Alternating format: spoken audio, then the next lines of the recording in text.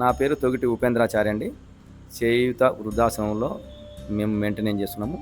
నేను, మా మనమడు సాయి కిరణ్ ఇద్దరం కలిపి చేయూత వృద్ధాశ్రమము మేము సేవలు అందిస్తున్నాము ఇద్దరం కలిపి. అయితే ఇది starting first Annapurna old age home అని గత 2002లో స్టార్ట్ చేసిండండి. మా పేరు విద్యాసాగర్, అన్నయ్య గారి అబ్బాయి తొగిటి విద్యాసాగర్ ఆయన స్టార్ట్ చేసిండు. తర్వాత మెల్లమెల్లగా ఆయన కూకట్పల్లిలో నడిపించాడు, నేను ఇక్కడ మేడిపల్లిలో నడిపించాను. నేను గత 2002 నుంచి తను సేవలు అందిస్తూనే ఉన్నాడు. ఇప్పటికీ కంటిన్యూ నడుస్తూనే ఉంది. మేము కూడా 2003-4 నుంచి నేను ఎంటర్ అయినాను. బాబాయిగా నేను అందులో సేవలు అందించిన. 2009లో 10లో 11 వరకు కూడా నేను సేవలు అందించిన. తర్వాత ఒక 8 ఏళ్ళు గ్యాప్ ఇచ్చినండి. మళ్ళీ తర్వాత మాకు అమ్మ నాన్న లేరు. నేను వాళ్ళని చూసి అమ్మ నాన్నలాగా భావించుకుంటా కంపల్సరీ. ఎందుకంటే నాన్నగారు నేను 9 ఇయర్స్ ఉన్నప్పుడే ఎక్స్పైర్ అయ్యిండు. మా అమ్మగారు నేను 15 ఇయర్స్ ఉన్నప్పుడు ఎక్స్పైర్ అయింది. వాళ్ళను చూసి ఇక్కడికి వచ్చిన వృద్ధులను చూసి మా అమ్మ నాన్నలాగా భావించుకుంటాం మేము.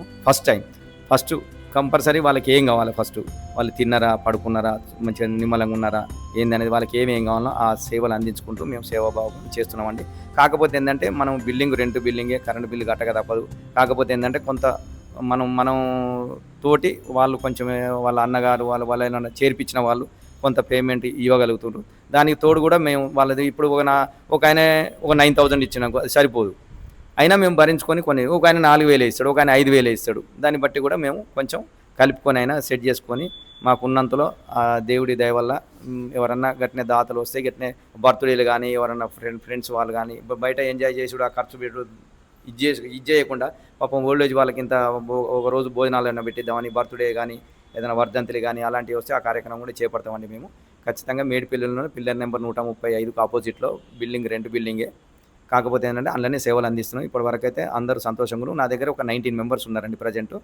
నేను, మా మనమడు సాయి అని తొగిటి సాయి, నా పేరు తొగిటి ఉపేంద్రాచారి, ఇద్దరం కలిపి సేవలు అందిస్తున్నాము.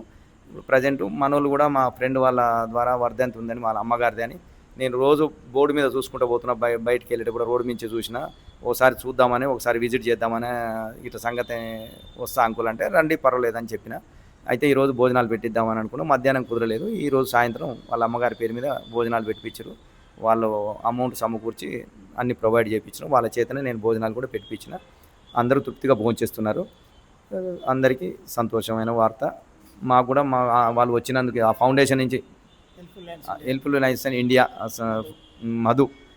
మధు గారు ఇక్కడికి వచ్చి మా ఆశ్రమానికి వచ్చి వాళ్ళు కూడా వాళ్ళ చేత భోజనాలు ఇప్పించి వృద్ధులతోటి ఆశీర్వాదం తీసుకొని మంచిగా తను కూడా నాకు వచ్చిన దాంట్లో చేస్తా అంకుల్, ఏది చేసినా నాకు వచ్చిన దాంట్లో కూడా నేను హెల్ప్ చేయడానికే రెడీగా, నాకు ఎవరు ఏమి ఇయ్యరు అమౌంట్.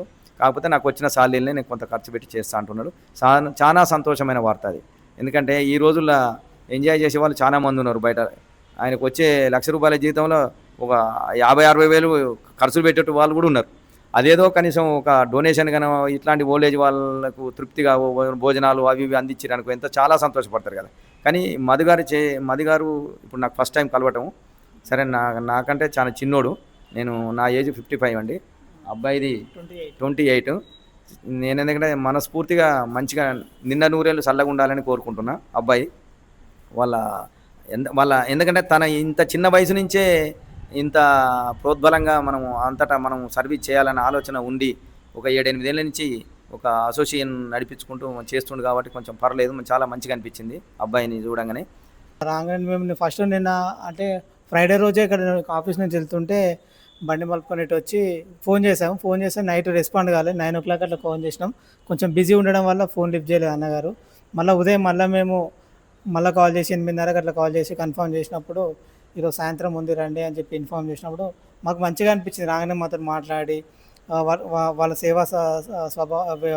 గురించి కానీ అంటే 2009 నుంచి ఇప్పటి వరకు నడిపించడం కానీ చాలా ఎంతో సంతోషకరమైన అంటే హెల్ప్ఫుల్ ఫౌండేషన్ ద్వారా కూడా ఈరోజు నుంచి మేము కూడా మీ దాంట్లో భాగస్వాములు అవుతున్నందుకు మాకు ఎంతో సంతోషకరంగా ఉంది. 2002 నుంచి మీ సంస్థ ఉందని చెప్తున్నారు అన్నగారు. మరి 7 సంవత్సరాల నుంచి హెల్ప్ఫుల్ హ్యాండ్స్ ఇండియా ఫౌండేషన్ ద్వారా మేము సేవలు అందిస్తూనే ఉన్నాం. మాకు ఎలాంటి ఎక్కడి నుంచి వచ్చే డబ్బులు కానీ ఎక్కడి నుంచి రావు. నేను ఒక చిన్న దాంట్లో ఏదో ఒక బ్యాంకులో జాబ్ చేసుకుంటా వచ్చిన జీతంలోకి వెళ్ళి ఇలాంటి ప్రోగ్రాంలు చేయడం మాకు ఎంతో ఇష్టం. అంటే నా ఉద్దేశం, మా ఫౌండేషన్ యొక్క ముఖ్య ఉద్దేశం ఏంటంటే నిన్ను వల్లే నీ పొరుగువాన్ని ప్రేమించడం. మనల్ని మనం ఎంత రెస్పెక్ట్గా మనం ప్రేమించుకుంటామో ఇతరులను కూడా ప్రేమించడం అనేది గొప్ప దేవుడిచ్చిన వరం.